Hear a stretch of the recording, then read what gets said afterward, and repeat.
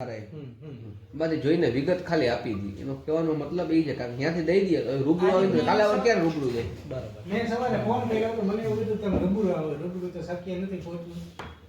એનું કારણ શું ને બહુ સારી રીતે વહીવટ કર્યો બોલ્યા છે મારી સાથે એનું રેકોર્ડિંગ છે મારી અત્યારે સામે આવી છે. સાહેબ પીએસઓ કેમ વિગત નથી આપતા એમ કે રૂબરૂ આવો એનું શું કારણ છે? એફઆઈઆર ની વિગત તો છે જ ને તમામ વસ્તુ. એફઆઈઆર તો ટૂંકી હોય ને આપણે થોડું વધારે વિગત જોઈતું હોય પણ હાલ તો આટલી જ વસ્તુઓ અમારી પાસે.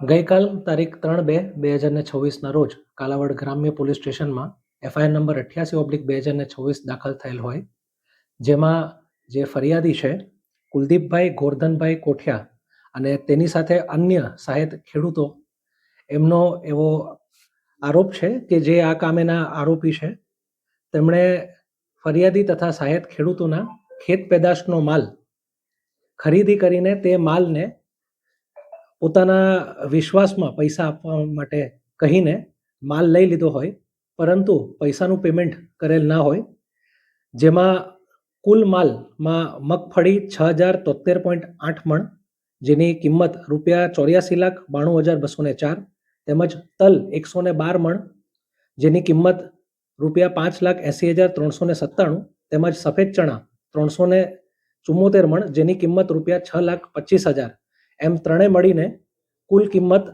96,97,601 ની ફરિયાદી તેમજ અન્ય ખેડૂતોની સાથે છેતરપિંડી, વિશ્વાસઘાત તથા ઠગાઈ કરેલની ફરિયાદ નોંધાયેલ હોય અને આરોપી હાલ ફરાર હોય તેને શોધવા માટે અત્રે તજવીજ આરંભ કરેલ છે.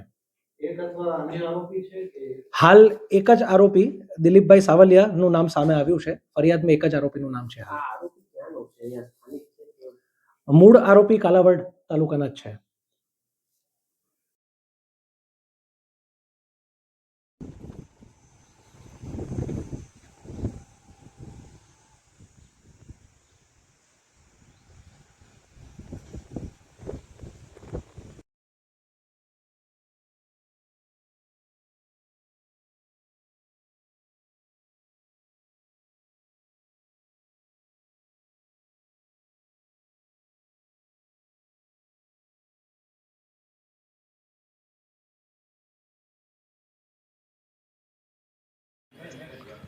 એટલે તો હું આવ્યું ને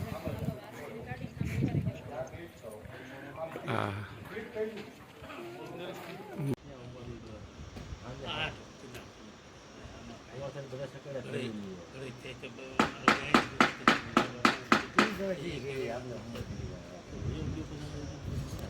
નહીં